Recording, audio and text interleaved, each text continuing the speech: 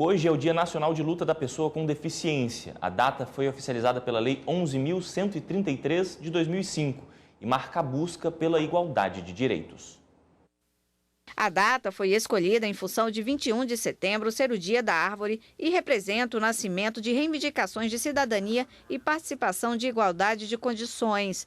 Um momento especial para chamar a atenção da necessidade de políticas públicas para a inclusão das pessoas com deficiência. Que a gente tenha consciência todos os dias que essas pessoas têm os mesmos direitos que todos nós, né? De estar incluídos em todos os âmbitos da sociedade, seja no âmbito do trabalho, na escola, né? Elaine tem deficiência intelectual e sabe bem como é essa luta diária. A maior luta é a pessoa quer vencer o preconceito, né? Que as pessoas têm dela achando que a pessoa não vai conseguir fazer as coisas igual às outras pessoas. Essa horta orgânica é um projeto social de inclusão e cidadania que oferece aulas para pessoas com algum grau de deficiência. Ela é considerada a maior horta urbana do Distrito Federal. Está no espaço de 5.000 metros quadrados, a pouco mais de 20 quilômetros de Brasília. O objetivo aqui é ensinar as pessoas com deficiência e seus acompanhantes sobre hábitos saudáveis, cuidados com o meio ambiente e empreendedorismo.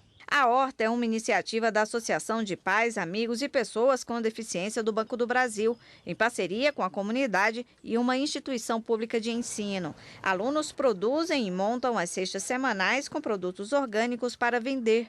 O lucro é dividido entre eles e para a manutenção do local. A gente plantou, a gente produziu, né? A gente também pode levar para casa e também a gente também participou de alguns eventos, né?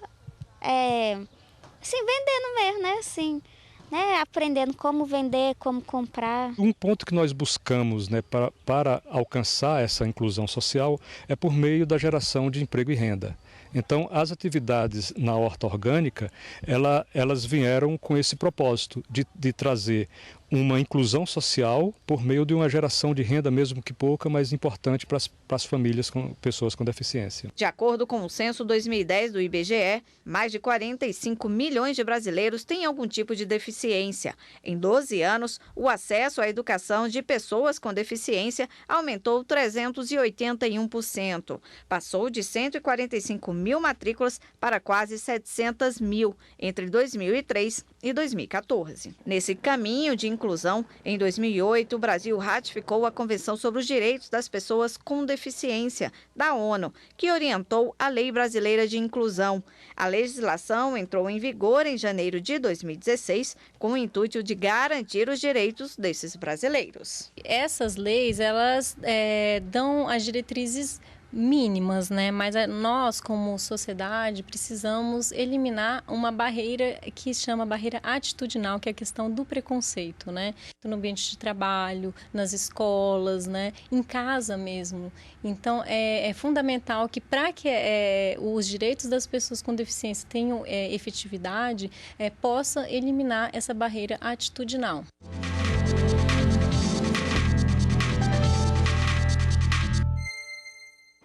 E como hoje é o dia de luta da pessoa com deficiência, vamos continuar no assunto e bater um papo agora com o vice-presidente da Comissão de Defesa dos Direitos da Pessoa com Deficiência da OAB-DF, Apolinário Chaves. Boa tarde, obrigada pela presença. Boa tarde, obrigado. Boa tarde. Boa tarde. Bom, essa data é importante para a reflexão e para a busca de novas políticas para a inclusão. Essa data ela é importantíssima, porque nós temos um contingente muito grande de pessoas com deficiência, apesar de não existir uma vasta legislação no Brasil, mas ela é pouco empregada, ela não é cumprida, infelizmente. Como, então, o Dia Nacional de Luta da Pessoa com Deficiência ajuda o Brasil a vencer o preconceito? Porque, como a gente viu na reportagem, ainda é grande dentro do trabalho e por aí. A primeira coisa que nós vemos o preconceito é no sistema de transporte do Brasil. Nosso sistema de transporte ele é caótico, inclusive para todas as pessoas, mas para pessoas com deficiência que precisam chegar no local de trabalho, é uma dificuldade imensurável. Normalmente os elevadores não funcionam e alguns motoristas, eles simplesmente fazem de conta que a pessoa com deficiência está ali. Alguns até se recusam a parar para que a pessoa tenha acesso. Ou quando para, é quando você ameaça pegar o nome de uma placa, exigir seus direitos. Então, esse dia de conscientização, primeiro, para a pessoa chegar, que há uma lei. Nós não estamos pedindo favor, nós só estamos pedindo que a pessoa cumpra a legislação existente no nosso país. A nossa legislação, ela é ótima. O que falta é uma maior fiscalização por parte do poder estatal. Agora, falando em acessibilidade, a gente tem que lembrar também que a acessibilidade precisa ser adequada. Por exemplo, rampas, né?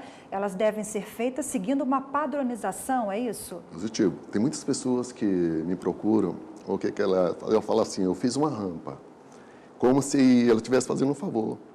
Isso é comum, você vê em comércio.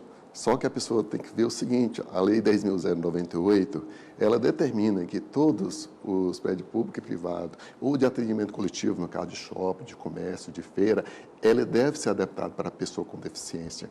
E todo o comércio, de um modo geral, de atendimento coletivo, não importa se a pessoa tem uma mercearia, se ali é atendimento coletivo e é atendimento público e está oferecendo um serviço ali, ela tem que adaptar a pessoa com deficiência. A gente está falando bastante em leis, né? Tem a Lei Brasileira de Inclusão, a Lei de Acessibilidade. O que está acontecendo? Essas leis estão sendo muito desrespeitadas, é isso?